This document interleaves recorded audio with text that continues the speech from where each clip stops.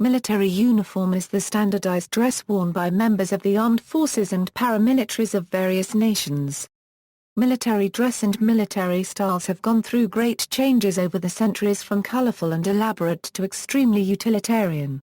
Military uniforms in the form of standardized and distinctive dress, intended for identification and display, are typically a sign of organized military forces equipped by a central authority. History. A distinction should be made between uniforms and ethnic dress.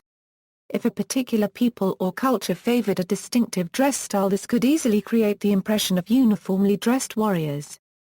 The issue is further complicated by the fact that the distinctive features of particularly effective warrior classes were often copied: weapons, armor, fighting style and native dress. Thus the distinctive and colourful clothing of the Hungarian hussars became a model for hussar units all over Europe. The kilts and sporrans of Scottish Highland clans were distilled into regimental dress when the British Army started to recruit from these tribal groups. Mercenary or irregular fighters could also develop their own fashions, which set them apart from civilians, but were not really uniforms. The clothing of the German Landsknecht of the 16th century is an example of distinctive military fashion. Special units such as Zouaves developed non-standard uniforms to distinguish them from troops of the line. Antiquity. There are a few recorded attempts at uniform dress in antiquity, going beyond the similarity to be expected of ethnic or tribal dress. One example is the Spanish infantry of Hannibal, who wore white tunics with crimson edgings. Another is the Spartan hoplite in his red garment. The terracotta army discovered in the tomb of the first emperor of China have a superficial similarity, but closer examination shows up to 7 different styles of armor, which do not appear to have been standardized within separate units. Rome.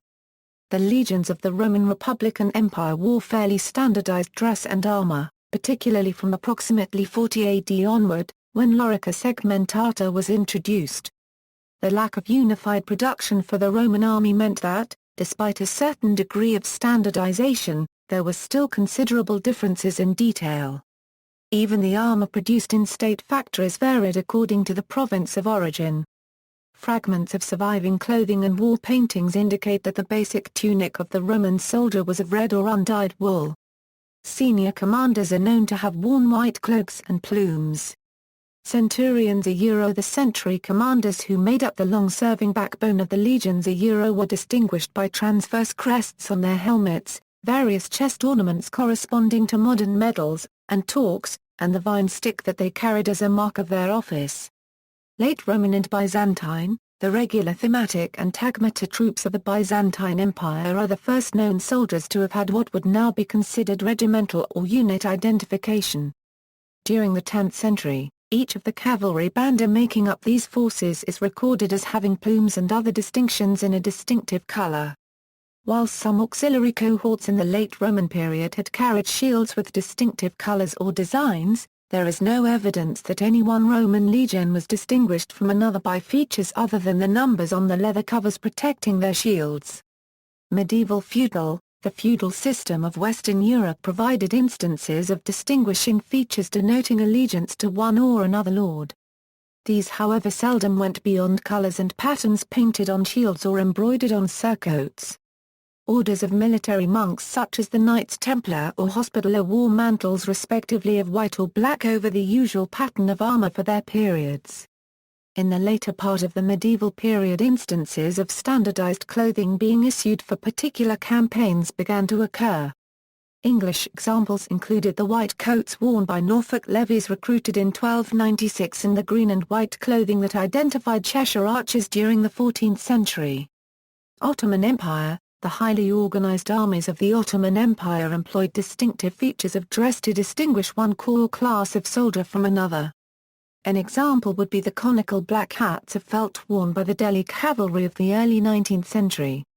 However, the basic costume was usually that of the tribal group or social class from which a particular class of warrior was drawn. As such, it was sufficiently varied not to rank as uniform in the later sense. An elaborate system of colorful standards largely provided unit identification. Even the appearance of the janissaries was likely to reflect individual means and taste. although red was a favored color and the white felt zorkala headdresses were similar. It was not until the reorganization of the Ottoman army by Sultan Mahmud II during the 1820s that completely standardized dress was issued. Navies. In an early instance of camouflage awareness, the sailors of Imperial Rome are reported to have worn blue-green tunics. However, uniform dress was not a feature of navies until comparatively recent times. This may reflect the considerable difference in roles and conditions of service between sailors and soldiers. Until the middle of the 19th century, only officers and warrant officers in the Royal Navy wore regulated uniforms. Through the 18th century to the Napoleonic Wars, Navy officers had a form of dress broadly resembling that of Army officers, though in dark blue with white facings. In the early 19th century, Royal Navy officers developed a more distinctive form of uniform comprising a cocked hat, dark blue coatee with white collar and cuffs, dark blue or white trousers, or breeches. Epaulettes and braiding were gold and varied according to rank. In a simplified form, this dress survives as the modern ceremonial dress for flag officers. Throughout this period, sailors supplied or made their own clothing. Sailors developed traditional clothing suitable for their work, loose-fitting trousers with belts made of rope. Tunics that slipped over the head, with arms to above the wrist so that the cloth would not foul, and ropes passing through a cleat or pulley. For cold weather, a jumper was knitted from yarn or wool. For wet weather, old sailcloth was made into a coat that was waterproofed with tallow or fat. In these days, the officers would designate certain afternoons to make and mend. A sailor with little clothing to make or mend used this time as time off. In January 1857, the decision was taken to issue complete uniforms to petty officers and seamen.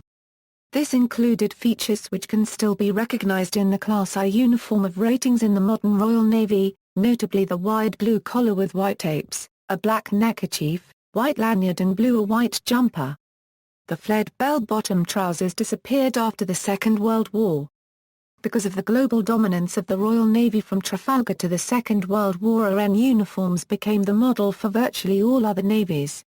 While certain distinctive features emerged, such as the red pom-pom worn on the crown of the French sailor's cap, the open-fronted jacket of the German Navy or the white round cap of the U.S. Navy, the overall pattern remained standard until the development of specialist working or protective rigs during the Second World War.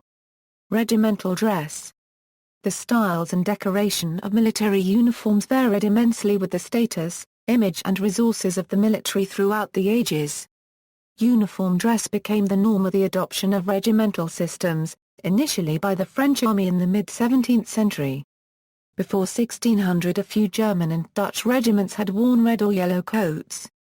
From about 1626 onward, some Swedish infantry had been issued with standard-colored dress under Gustavus Adolphus. However, in the main, the levies of the 15th and 16th centuries wore civilian dress, and regiments were dressed at the expense of their colonels in whatever style and colors the colonel preferred. Even royal guards would sometimes only be issued with distinctive colored or embroidered surcoats to wear over ordinary clothing.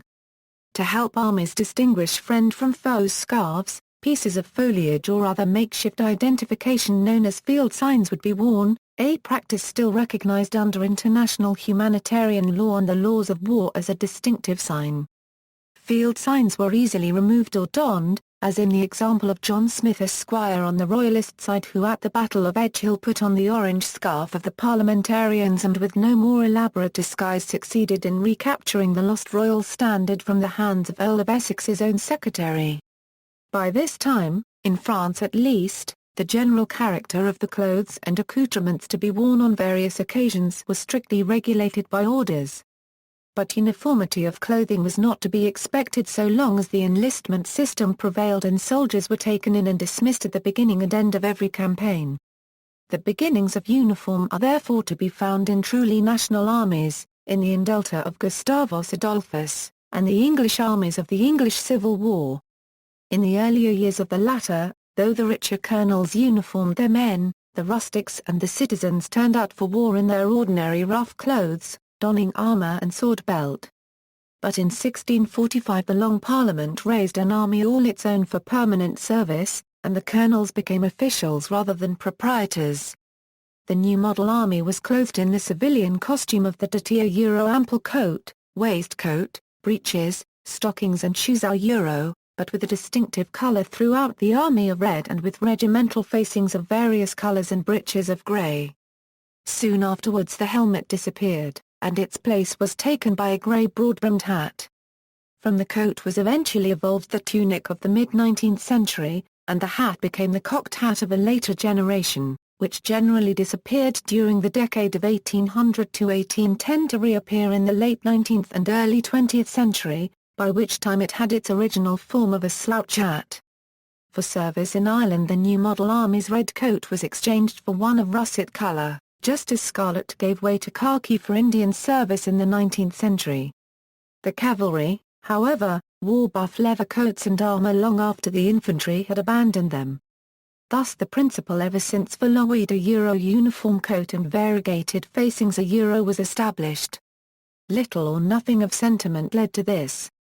By choice or convenience the majority of the corps out of which the new model army was formed had come to be dressed in red, with facings according to the colonel's taste, and it is a curious fact that in Austria 60 years afterwards events took the same course. The colonels there uniformed their men as they saw fit had, by tacit consent, probably to obtain wholesale prices, agreed upon a serviceable colour, and when in 1707 Prince Eugene procured the issue of uniform regulations, few line regiments had to be reclothed. In France, as in England and Austria, the cavalry, as yet rather led by the wealthy classes than officered by the professional, was not uniformed upon an army system until after the infantry. But in 1688 6/7 of the French cavalry was uniformed in light grey with red facings. And about half the dragoon regiments had red uniforms and blue facings. The Marquis of Louvois, in creating a standing army, had introduced an infantry uniform as a necessary consequence. The native French regiments had light grey coats, the Swiss red, the German black and the Italian blue, with various facings. The French grey was probably decided upon, like the Austrian grey, as being a good service colour, which could be cheaply manufactured. During the 18th century the normal military uniform in Europe comprised a standardised form of civilian dress. One distinctively military feature were the long canvas gaiters which came up to mid-thigh and had multiple buttons. Dress was surprisingly standardised between European armies in cut and general outline. The distinction normally lay in colours. Within each army different regiments were usually distinguished by facings, linings, turnbacks and braiding on coats in colours that were distinctive to one or several regiments. The Royal Comtois Infantry Regiment of the French Army, for example, had large dark blue cuffs on its off-white coats. To a certain extent the functions required of a given group of soldiers were reflected in their dress. Thus artillery uniforms in most armies were usually of dark blue, for the practical reason that handling black powder would have soiled lighter-colored clothing. Infantry drummers and cavalry trumpeters often had reverse colors with coats the color of the regimental facings and facings the color of the regimental coats. Officers were relatively slow to accept uniforms. During the late 17th century they were often dressed in individual styles and colors according to their own taste and means. In part this was because the uniform dress issued to the rank and file was considered a form of livery, the mark of a servant and demeaning to members of the social class from which officers came.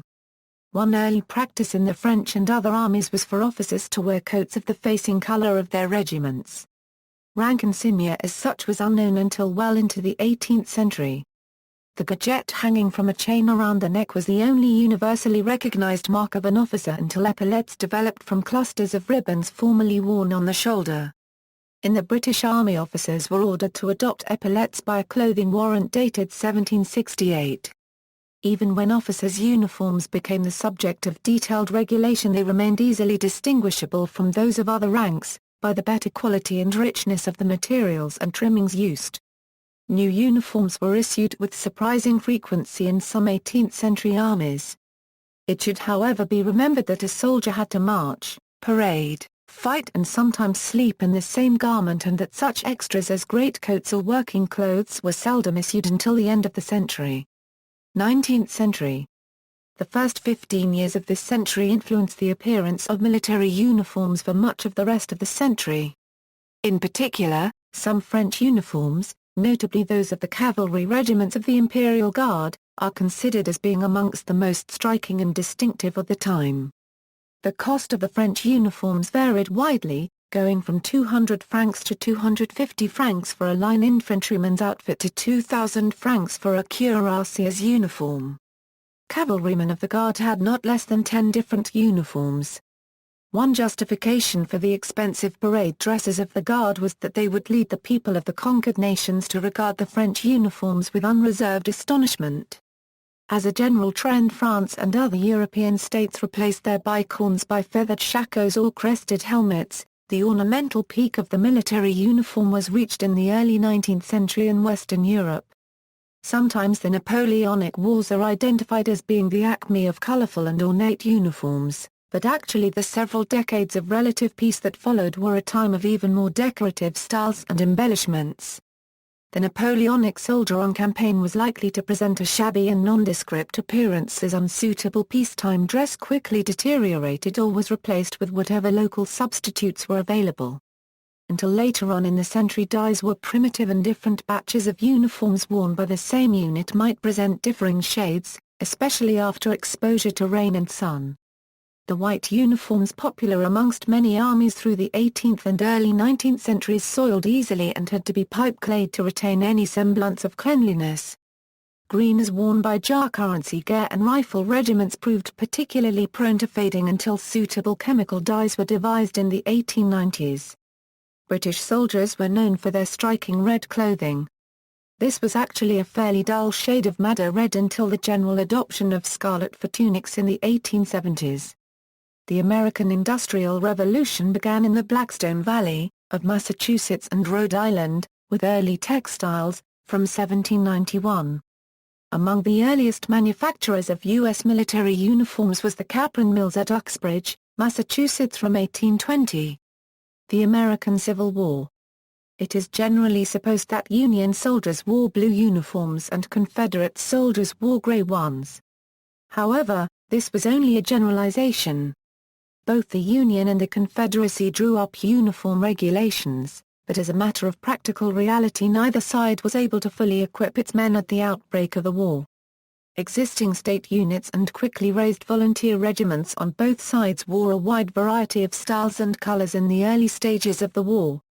Some regiments such as the North's Brandenburg Sharpshooters and the South's Alexandria Rifles had green uniforms, while the French Zouave style was widely imitated. The Union eventually got most of his men into regulation Federal blue, but this often faded until it appeared gray. Originally the Confederate government relied on the commutation system, which required the states to provide their own uniforms. While the commutation system was in place, many states were not able to provide an ample supply of uniforms and captured federal uniforms were common. Later in the war the Confederate national government provided uniforms from a central depot system, including the famous Richmond and Columbus depots. Many photographs of Confederate soldiers from later in the war are wearing standardized uniforms. As Sherman's men marched across Georgia and up the Carolinas, they were cut off from supply by the Union and began wearing clothing of Confederate origin. Confederate soldiers used a variety of vegetable and imported dyes which would fade to a butternut color. The end of bright colors. Until 1914 the majority of armies still provided colorful dress uniforms for all ranks, at least for parade and off-duty wear. These often retained distinctive features from the past. Most Russian troops, for example, wore the very dark green introduced by Peter the Great in 1700. German infantry generally wore the dark Prussian blue of the previous 2 centuries. This and other features of the historic Prussian army uniform were generally adopted by the other German states as they fell under Prussian influence before and after the Franco-Prussian War of 1870. Bavarians, however, continued to wear light blue, and Saxon regiments retained a number of distinctions after the establishment of the German Empire. 2 regiments of the Prussian Guard and 1 of the Russian were still issued with the brass mitre caps of the 18th century grenadier. The British infantry retained their scarlet tunics for parade and walking out while the bulk of French regiments wore red trousers with dark or light blue tunics. The infantry of the Austro-Hungarian Empire discarded their historic white tunics in 1868 in favour of dark blue. Retained however were the extremely large number of colours appearing on collars, cuffs and shoulder straps to distinguish the various regiments. There were for example 10 shades of red, ranging from cherry red to pink. The Swedish army had favoured dark blue with yellow facing since the beginning of the 18th century. There was infinite variety, even within smaller armies, between regiments, branches or ranks, and the subject is a very complex one. However, by 1914, drab colours were increasingly being adopted for active service and ordinary duty wear. The British first introduced drab khaki uniform in 1848 in India, and this khaki drill became more generally worn from the Indian Mutiny of 1857 both in India and Africa. A darker version, known as service drab, was adopted for home service field wear in 1902, the same year that the U.S. Army also adopted khaki for non-dress occasions. The Italians introduced grey-green in 1909, followed by the German and Austrian armies who adopted different shades of grey. The Russians had changed to a grey shade of khaki in 1908, following their experience in the Russo-Japanese War of 1905. There was however strong attachment to the colourful uniforms as previously worn on all occasions, and the process was not an inexorable one. The Danish army adopted grey-green uniforms for all occasions in 1903, reverted to a combination of dark and light blue in 1910, took up light grey in 1915 and finally settled for khaki in 1923. The Imperial Russian armies, following their adoption of khaki grey field uniforms in 1908, took the opportunity to upgrade their parade uniforms to much more elaborate and colourful styles, and were experimenting with a mix of khaki and bright colours when war broke out in 1914. The Japanese army probably went further than most in adopting khaki for all occasions after 1905, although even here officers of all branches and the cavalry of the Imperial Guard retained traditional coloured uniforms for formal and ceremonial occasions. With the exception of Western-influenced units such as the ever-triumphant Army of the Taiping Rebellion, Chinese armies of the 19th century wore dress that was broadly variegated. Embroidered chest panels and coloured buttons on headdresses were used to distinguish rank and sometimes unit. From 1910 the Imperial Chinese Army adopted dark blue uniforms of Japanese style with coloured facings of red, white or yellow to distinguish the different branches. The Imperial Guard Division had a light grey uniform with the same branch colours as the line. A khaki summer uniform was worn by the entire army. The First World War finally put an end to the expensive practice of furnishing colourful uniforms to all ranks of the various armies. Amongst the frontline troops of the combatant powers in August 1914, only the Belgian and French armies saw active service in bright colours and old-fashioned headgear. The Imperial German Field Grey of 1910 retained a number of traditional features such as spiked helmets, shakos, busbies and coloured piping from the older uniforms. The demands of modern warfare as well as financial economy soon saw these survivals vanish, and by 1916 all involved armies were in either khaki, various shades of grey or sky blue. The coloured uniforms of peacetime were often relegated to depot wear by recruits doing their basic training. Steel helmets first appeared in the form of the Adrian helmet adopted by the French Army in 1915. The practical advantages of this innovation led the British and German armies to adopt their own helmets by 1916. Other armies followed suit, the Belgians and Italians for example copying the French model and the Austro-Hungarians that of Germany. Between the wars, the drab uniforms of 1914-18 remained in general use until the Second World War. This was partly for political reasons, since the Republican, Fascist, Nazi and Communist regimes that replaced many of the old monarchies and empires had little interest in preserving the splendors of their predecessors. However, even in those societies where there was social and political continuity, the trend was away from the traditional uniforms worn prior to 1914. The British Army reintroduced full dress for guards regiments and regimental bands, while permitting officers to wear their mess, blue or green patrols, and full dress on appropriate occasions. The French reintroduced grand tenue in 1927 for North African regiments which were mostly dependent on voluntary recruiting, and after 1930 required all regular officers to acquire dress uniforms in the pre-1914 colours of their branch or regiment. Elsewhere, full or coloured dress of traditional cut was generally restricted to formal uniforms for officers and long service regulars, ceremonial guards and a few other limited categories. The Spanish Army exceptionally continued to issue coloured uniforms to all its conscript rank and file until 1926 and thereafter to the garrisons of Seville, Barcelona and Madrid for special ceremonials until 1931. These included red trousers for the line infantry, following the French practice and an example of cross-border influence. The use of steel helmets was by now almost universal and a number of countries adopted their own designs, moving away from the German, British and French models of the First World War. The Italians, Soviets, Japanese, Swiss, Spanish and Portuguese were amongst these. Steel helmets, originally simply items of utilitarian protective clothing, were adopted as parade headdress by the French, German, Italian and Soviet armies, amongst others, between the wars. Second World War, uniforms of varying shades of khaki and grey were universal in the Second World War, but the cut and outline appearance of the different armies still made identification in the field relatively straightforward. A Soviet soldier would, for example, be distinguishable from his German opponent by his general outline, even in the fog of battle.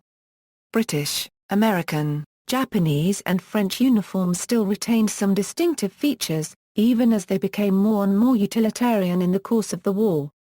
The U.S. Army discarded its First World War-style field uniforms in 1941 in favor of a very plain and practical combat dress in a thin light brown wool shirt and slightly darker trousers.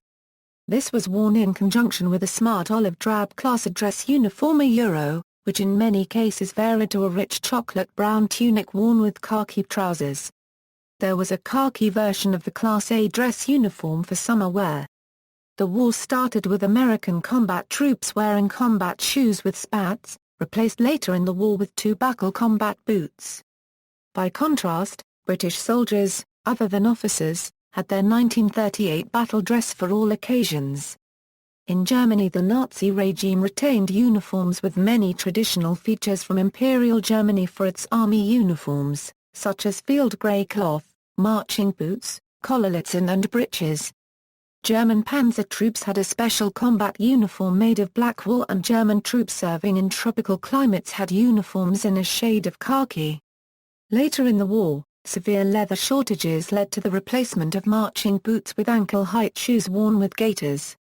Imperial Japan used a light brown or khaki color for most Imperial Army uniforms Euro, though there was also a green service dress tunic for officers. Footwear was reddish-brown jackboots, while soldiers wore shoes with leg wrappings puttees. From 1935 to 1943, Soviet Army uniforms for all troops were an intermediate shade of brown. Uniforms included a field uniform, a service dress kittel tunic worn with breeches or trousers, and a dress uniform mundur tunic. Soviet tank troops wore the gymnastika shirt, kittel in a bluish-grey color. In 1943, the Soviet Army began to re-adopt many Tsarist Army features, notably braided shoulder boards, which had previously been forbidden as a sign of an undesirable social class mentality. The reintroduction in 1943 was, presumably, a relatively inexpensive means of boosting low Soviet troop morale. Once reintroduced to the Soviet Army, the use of shoulder boards was never rescinded and they remained part of the uniform until the dissolution of the Soviet Union. The distinct bluish-grey color for tankers was eliminated in 1943, from which point on all units of the Soviet Army wore brown. Modern uniforms. The utilitarian necessities of war and economic frugality are now the dominant factors in uniform design. Most military forces, however, have developed several different uniform types, including combat dress, working dress, service or ordinary duty uniforms and ceremonial full dress. The practice of wearing a form of full dress off-duty has largely died out as the modern soldier prefers the casual clothing of his civilian peers. Soldiers of the French armed forces do however still wear their kepis and a modified form of parade dress off-duty, which can be seen every July 14, during the Bastille Day military parade, in Paris. Camouflage. All of the above armies wear some form of camouflage uniforms for training and active service.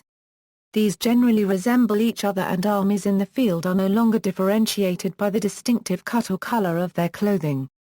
Camouflage clothing, being cheap, comfortable and practical, has increasingly become the usual dress for daily wear in most armies, superseding the various service uniforms which were often the field dress of previous wars.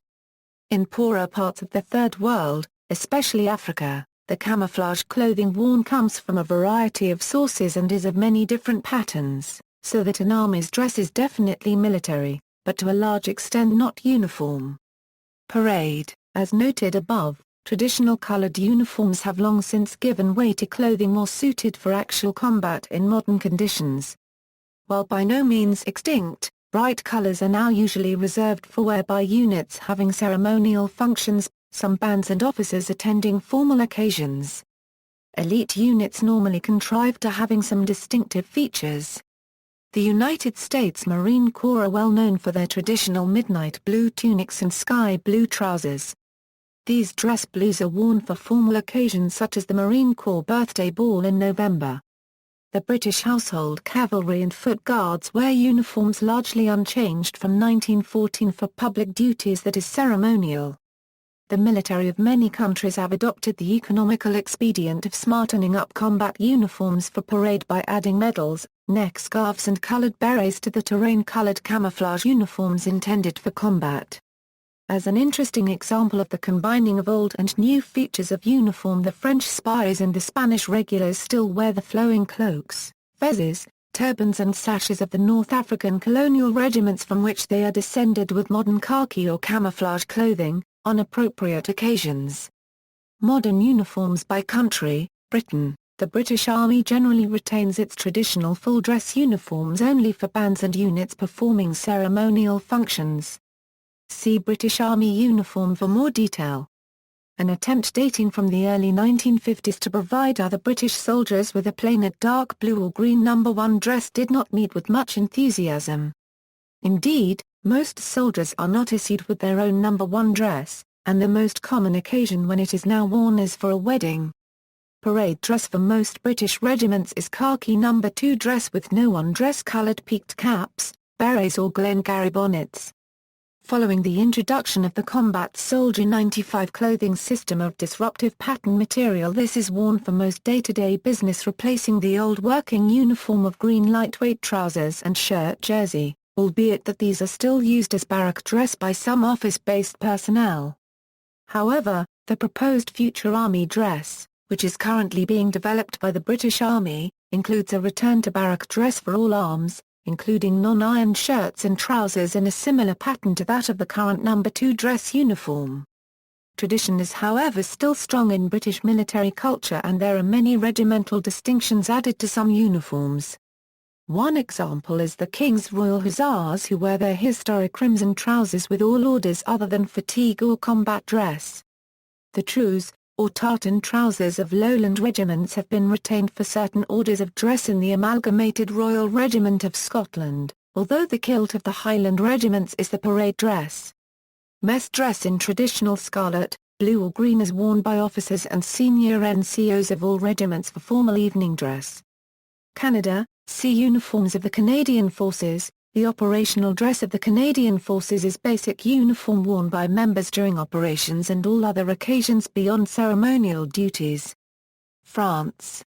The battle dress of the French armed forces is the far paramilitaries system combined with Spectre helmets. France has adopted a light beige dress uniform which is worn with colored kepis, sashes, fringed epaulettes, fourragères and other traditional items on appropriate occasions. As an alternative parade dress, camouflage uniforms can be worn with the dress items noted above. The legionnaires of the French Foreign Legion wear white kepis, blue sashes and green and red epaulettes as dress uniform, while the French Marines wear blue and red kepis and yellow epaulettes. The sappers of the French Foreign Legion wear the basic legionnaire uniform but with leather aprons and gloves. The chasseurs alpins wear a large beret, known as the tarte, and mountain outfits. Sailors of the French Navy and Fusiliers Marins wear a dress uniform dating from the 19th century with a distinctive red pom-pom on the round cap. The infantry and cavalry of the Republican Guard retain their late 19th century dress uniforms, as do the military cadets of Saint-Cyr et Paramilitaries Polytechnique. A medium blue evening dress for officers is now seldom seen, but individual branches or regiments may parade bands or fanfares in historic dress dating as far back as the Napoleonic period. Germany. The German army has retained a form of field grey for dress, with though of modern cut and worn with berets, although some senior officers still prefer peaked caps. The collar braid stripes, that distinguished regiments of the Prussian Guard prior to 1918, have become a general feature of modern German uniforms. The mountain infantry troops retain a more traditional dress uniform. The Nationalvolksarmee of the former German Democratic Republic also maintained a stone grey uniform, following the Imperial German tradition. Whereas the Western-backed Federal Republic of Germany clothed its armies in U.S. pattern uniforms immediately after the Second World War, East German units retained high-collared tunics, Stiefelhosen, and Marschstiefel. Italy. The traditional headdresses of the Bersaglieri, horse artillery and Albani are still worn by the Italian army, the Bersaglieri even wearing their flowing feathers on steel helmets as part of their combat dress. Officers of all branches have a dark blue dress uniform of modern cut, while the Carabinieri, mounted Carabinieri and cadets of the Military Academy of Modena wear ceremonial uniforms which date back to the 19th century. Individual regiments with a long history, such as the Lancieri di Montebello and the Granatieri di Sardifna, occasionally parade honor guards or other detachments in their pre-1915 dark blue uniforms. Russia. The Russian army has retained a number of features, such as officers' epaulettes, high boots and long greatcoats with collar patches for all ranks, which can be traced back to Tsarist days. The dress uniform for officers is of the same distinctive blue-green color as the Tsar's green worn until 1914. The Kremlin Guard has in recent years been issued with a special ceremonial uniform which closely resembles that of the infantry regiments of the Imperial Guard immediately prior to the First World War. Serbia. Serbian Army use new modern uniforms named M10, which is very comfortable for soldiers. According to soldiers, these are better than old Yugoslav uniforms. Spain. The Spanish Army has reintroduced a number of dress uniforms dating back to the pre-1931 monarchy. These include a variety of parade uniforms worn by various units of the recreated Royal Guard, as well as the traditional dark blue and white uniforms of the Guardia Civil and the blue tunics and red trousers of the 1st Infantry Regiment. While only worn by limited numbers of personnel on special occasions, these uniforms include such distinctively Spanish features as the roschaco of the infantry and the Royal Guard, and the tricorn of the Civil Guard. Officers of all branches wear dark blue or white gala uniforms for social and ceremonial occasions. USA. In recent decades, many militaries around the world have gradually simplified the range of uniforms issued.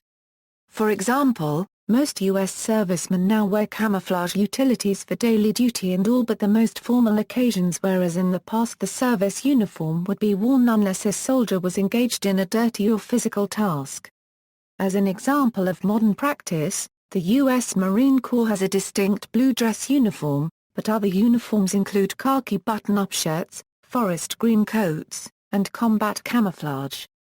In other services where camouflage is normally a non-issue, such as navies, colored uniforms are still issued, for example the U.S. Navy's white officer uniform for warm weather. The United States Armed Forces allows every branch to develop and use their own uniforms.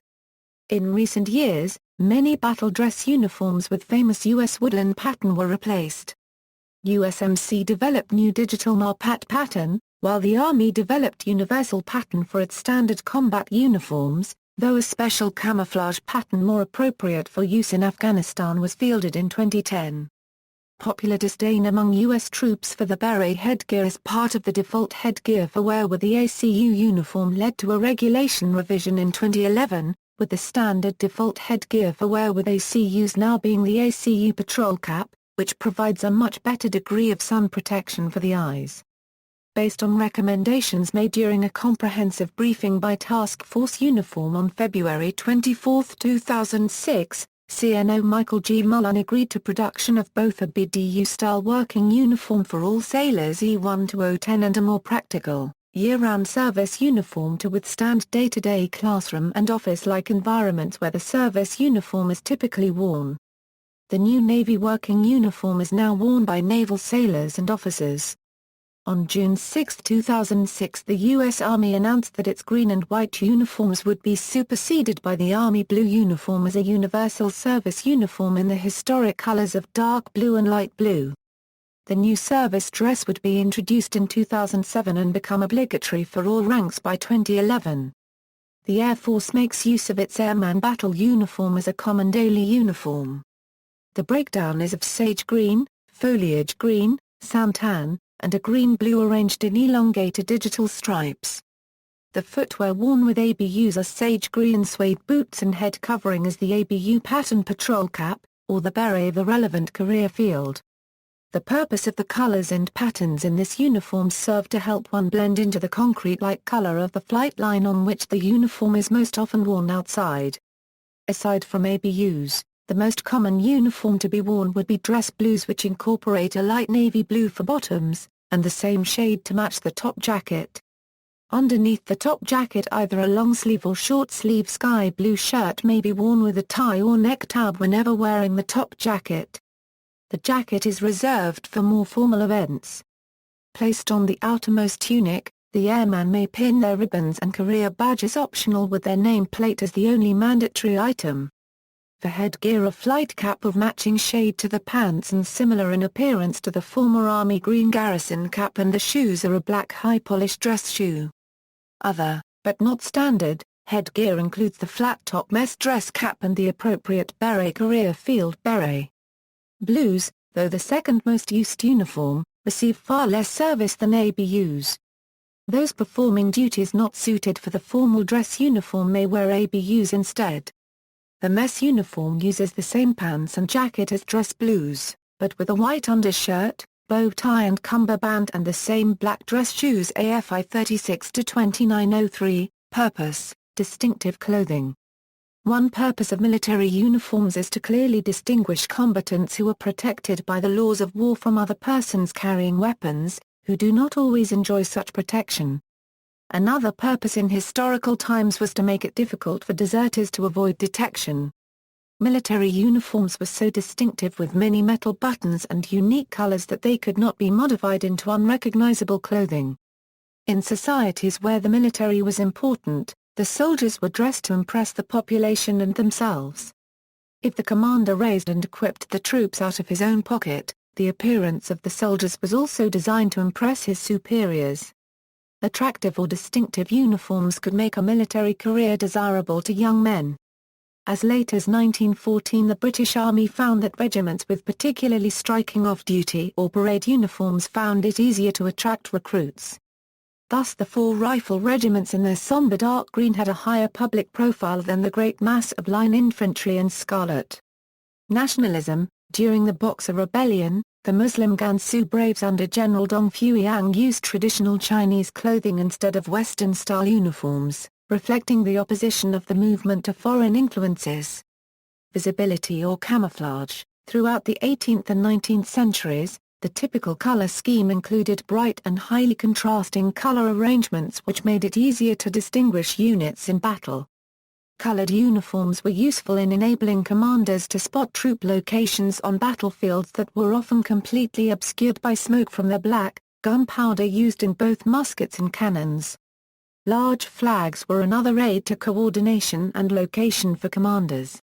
However, with the growing prevalence of accurate rifles and other ranged firearms as standard weapons for infantry, it was found, from about the 1880s on, that these colors made soldiers easy targets for enemies to shoot at a distance. These weapons used a new smokeless powder that generated far less smoke, leaving the battlefield unobscured by smoke and making brightly colored troops into highly visible targets. In reaction, the various militaries, beginning with the British Army, changed the colors, predominantly to such ones that blended in more with the terrain, such as khaki, gray or olive drab for the purposes of camouflage. In addition, this idea was followed with uniforms suitable for particular climates and seasons, such as white for snowy regions and tan for sandy ones. Now most armies have some form of camouflaged uniform, such as the British DPM. Many modern military forces now use a system of combat uniforms that not only break up the outline of the soldier for use on the battlefield during the daytime, but also employ a distinctive appearance that makes them difficult to detect with light amplification devices, such as night vision goggles. These modern digital print uniforms present a somewhat splotched appearance, generally of somewhat muted colors, that provide visual concealment in a variety of surroundings. The U.S. Army now issues, for all theaters of operations, the Army Combat Uniform, which replaces the battle dress uniform and the Desert Combat Uniform. The color scheme on these AC uses a faded green-tan pattern of random appearing rectangular shapes. Pocket outlines on the front of the jackets are offset from vertical, so as to present a less distinctive straight line for the eye to follow while using NVGs. The U.S. Marine Corps also issues similar uniforms with their MARPAT pattern. Logistics: mass-produced uniforms are a good way to equip thousands of soldiers quickly and efficiently. Uniforms in standard sizes and designs are also easier to replace on campaign.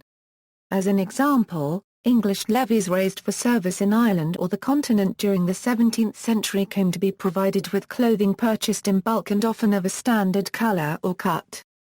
This was however only a temporary wartime expedient, and the development of uniforms as such had to wait on the formulation of a system of permanent regiments, notably by the French monarchy. Psychological warfare: the appearance of the troops was often enhanced in some way to intimidate the enemy. The tall, mitre-shaped caps worn by grenadiers in the 18th century made their wearers appear bigger and more impressive. King Frederick William I of Prussia had a guard unit of especially tall men with tall mitre hats, the Potsdam Giants. Prussian hussars wore the skull and crossbones on their hats from 1740 to 1918. This tradition continues into the present day with nose art and fin flash on combat aircraft. The unique combat uniforms of the U.S. Marines has also led to nicknames given by the enemy. Black boots, yellow legs, and white sleeves, to name a few. The warriors of ancient Sparta, normally known for their austere lifestyle, wore expensive red cloaks. Reportedly this was adopted as the only color on which the spilled blood of their enemies would not leave stains. There is a popular myth that the historic red coat of the English soldier was adopted for the same reason. Hairstyles in military organizations usually follow civilian fashions, but sometimes certain features are associated with soldiers. In the late 19th century, the ornate beards and moustaches worn by the officers of the day, which complemented their rank and age, were also worn by socially equivalent civilians. In the 20th and 21st centuries, the high and tight haircut often distinguished low-ranking soldiers, particularly infantrymen, or, in the United States, Marines and soldiers of all ranks. The principal purpose, however, of the high and tight is to prevent lice, promote general hygiene, and with modern regulations against beards to ensure a good seal is made around the face when using a gas mask.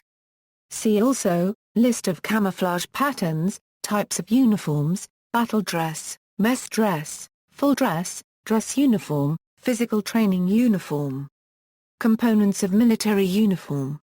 Military antiquities and collectibles, militaria, police patch collecting, military styles, costumes, facial hair in the military, other military clothing, armor. For military uniforms depicted in art, see military art. Related lists: list of uniforms and clothing of WWII, British Army uniform, uniforms of the Canadian Forces, uniforms of the United States military, modern equipment and uniform of the French Army, Imperial Indian Army uniforms. Notes.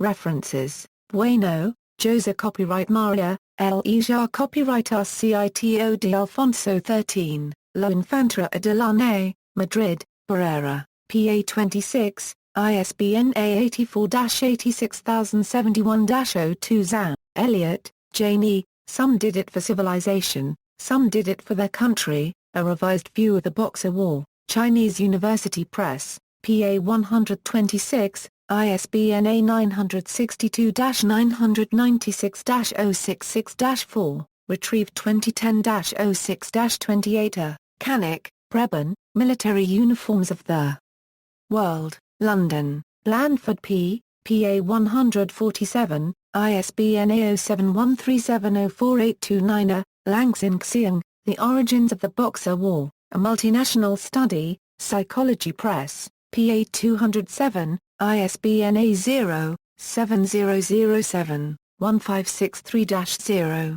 retrieved 2010-06-28. Fanner, Tony, Military Uniforms and the Law of War, International Review of the Red Cross 86, 93 €124. Asquith, Stuart, New Model Army 1645-60, Osprey, P. A32, ISBN A9780850453850. Attribution, this article incorporates text from a publication now in the public domain. Atkinson, Charles Francis. Uniforms. In Hugh. Encyclopædia Britannica 27. Cambridge University Press PPA 582 €593. External links, an overview of the development of camouflage uniforms, images of military uniforms in New York Public Library's Digital Gallery, Anne S. K. Brown Military Collection, Brown University Library, Company of Military Historians website, U.S. Civil War Old Photographs page, U.S. Civil War era uniforms and accoutrements.